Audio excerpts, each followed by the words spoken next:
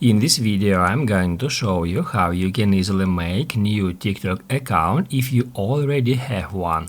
Be sure to watch the video to the very end so you don't make any mistakes. Let's get started, guys, and first off we need to open up TikTok app.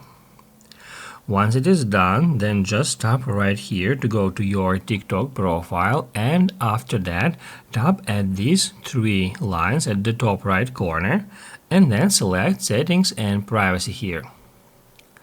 Once you are at Settings and Privacy page, then just scroll down to the very bottom where you can easily find this Switch Account option.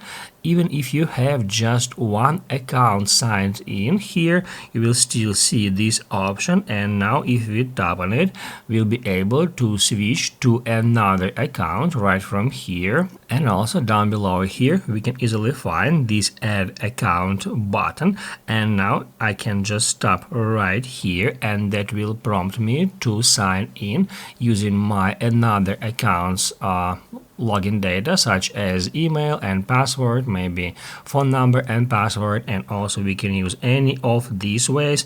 Let's say I'm going to continue with Apple ID now, and after a couple of seconds we'll be taken back to the settings.